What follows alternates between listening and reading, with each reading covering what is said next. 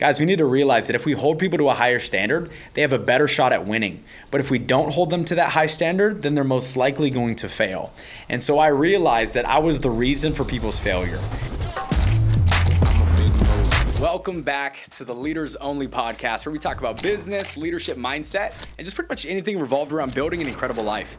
You know, one of the reasons that I started this podcast is because I felt like on the way to where we're at now, there wasn't really a place to go to learn tangible skills that are needed in order to succeed and further yourself and just get better overall in every area of your life. And so some background about me, I bult a sales company that does over 8 figures a year. I own over $10 million worth of real estate, and I've built a multiple 7-figure income that's streamlined and in all honesty doesn't really need me. I plan on teaching you and documenting everything that I learned along the way. And if you get something out of today's message, if you can do me a favor, if you can like, share, and subscribe, it will give us the ability to further our message and help more people, which is what we're all about. Thank you guys so much. Let's dive in. I'm a big mood. You can't name a lot of things. So are the standards that you have in place for your team, organization, and business helping your team, organization, and business? Or are those standards hurting your team, organization, and business? And so today what we're going to talk about is what negatives come from having low standards, why most people struggle when it comes to holding people to a high standard, and then also what actions that we need to take in order to implement new standards and uphold new standards in an organization so that way we can have an overall better, bigger organization and business. So with that being said, let's start with the definition of a standard. What is the definition of a standard? A standard is what is used and or accepted as normal. Let me say it again. A standard is what is used and or accepted as normal. So in your team, in your business, in your organization, heck, in your family, what is used and or accepted as normal? Is it normal for people not to give their best? Or is it the standard where everyone gives their best 100% of the time? Is it normal for people to show up late? Or is it the standard that you always go above and beyond and you show up early? Is it normal to give poor quality customer service? Or is it the standard to go above and beyond for every single customer that walks through the door and or logs onto the Zoom, whatever type of business that you're in? Is it the standard to always go above and beyond to make sure that they have the best possible customer service ever? What is the standard of your business? What is the standard of your team? What is the standard of your organization? And I'm not just talking about showing up early. I'm talking about the level of respect that people have for their peers. I'm talking about the level of execution that people operate when it comes to running things a certain way and the standards and the procedures that you have in place. Are people being upheld to a higher standard? And if the answer to that question is no, it's probably killing your team, organization, and business right now.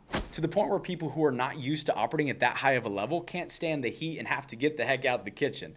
I know that sounds kind of cheesy and cliche, and I feel dumb saying it, but it's just the reality. Are you holding people to such a high standard where you filter out low performers and you start to attract high performers? And that's what we're going to be talking about today.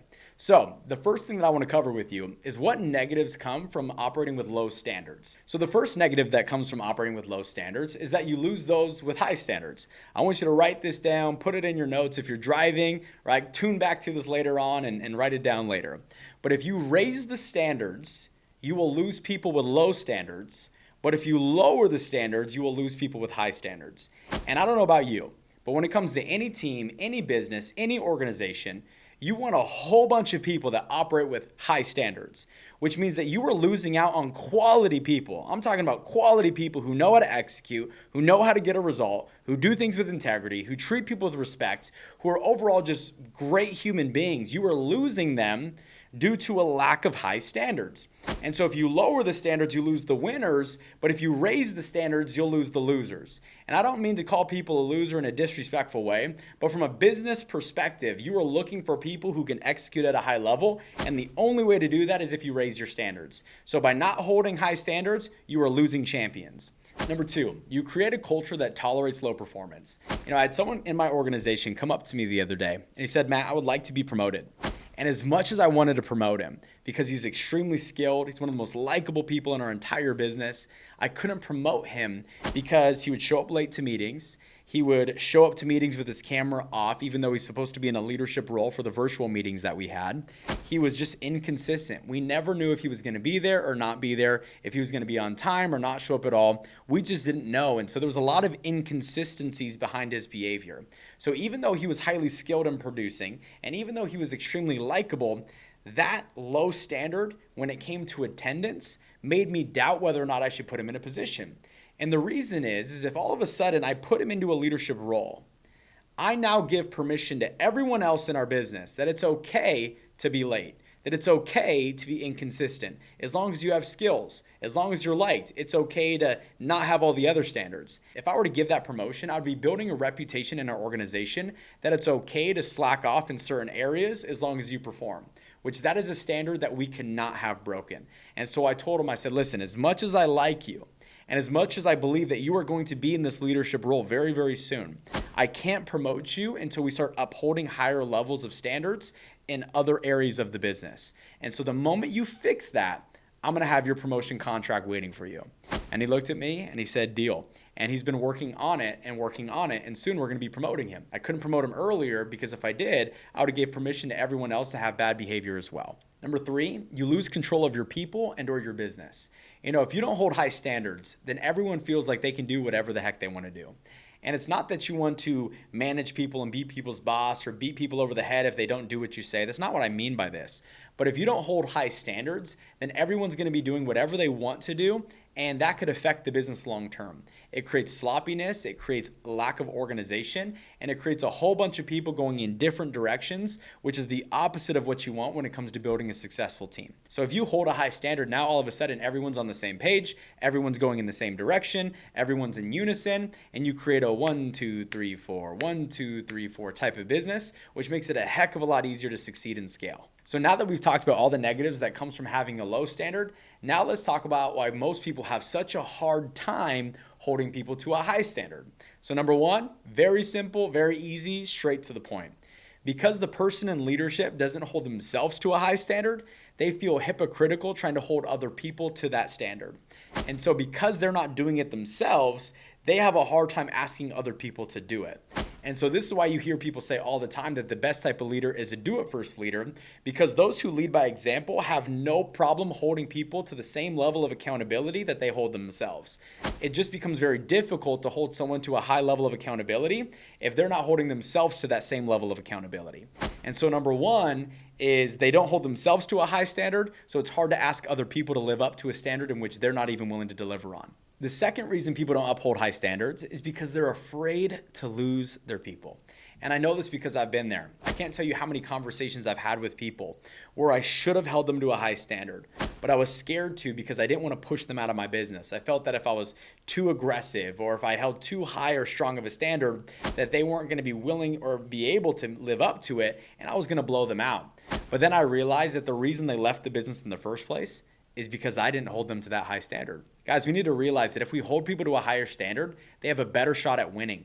But if we don't hold them to that high standard, then they're most likely going to fail.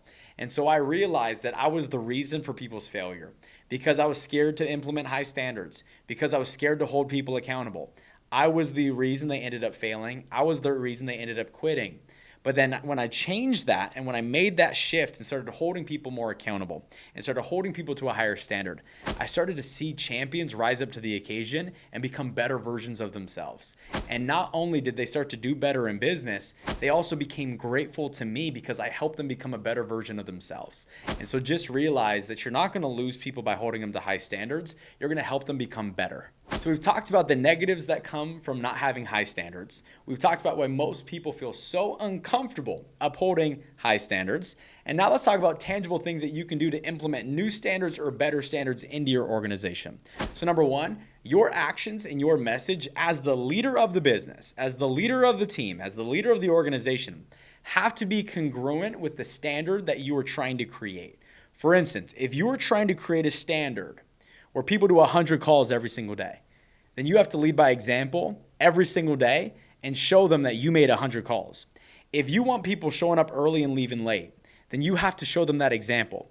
If you want to create a standard where everyone just goes above and beyond for everyone else and they never do anything half-assed and they always go the extra mile, then you have to show that through your behavior and your actions. If you're trying to create the standard where everyone's just always uplifting and encouraging to each other, well, then you need to lead from the front and you need to be the most encouraging and uplifting person in the entire room. If you're trying to create a new standard of urgency, then you have to create urgency with your own actions, not just talk about being urgent. You have to show people what urgent looks like. And if you show people an example of the standard in which you were trying to create in your business, in your team, in your organization, and you consistently show that example, people will start to look at what you do and become a copycat.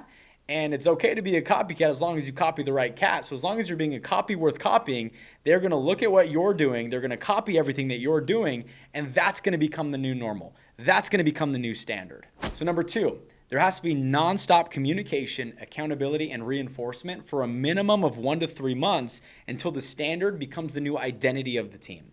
For instance, if you want that standard to become the new identity, in every single conversation that you have in that 3-month period, you need to bring up that standard. Every single conversation that you have, you need to reinforce why that standard is going to make such a big difference in the business, in their career, and in their success. Every single meeting you have, you got to do the same thing. You got to bring up the standard and you got to reinforce why improving that standard is going to make such a big difference. And if you can do this for 1 to 3 months nonstop, what was once something that you were trying to turn into a standard will now become habitual. It will become the new language. It will become the new habit. And if you can turn it into a habit in your business, now all of a sudden you set a new standard for life. And number 3, you want to recognize and reward anyone that lives up to that new standard.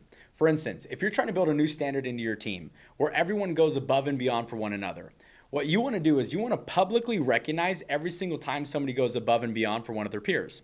What this is going to do is not only make the person who went above and beyond for their peer want to do it again and again and again because they love the dopamine hit that they got from that public recognition, but what it's also going to do is make every other person that witnessed them get that recognition want to go get recognized as well. You're going to see an influx of people who start to copy that behavior.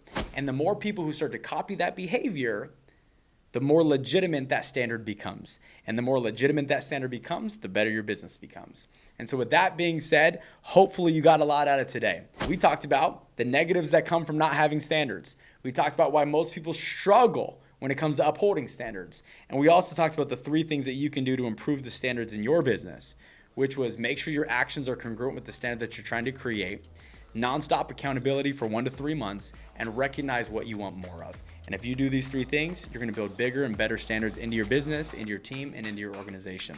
And once again, if you got anything out of today's message, if you guys can do me a favor, like, share, and subscribe because it will help us further our mission. Thank you so much. I'm out.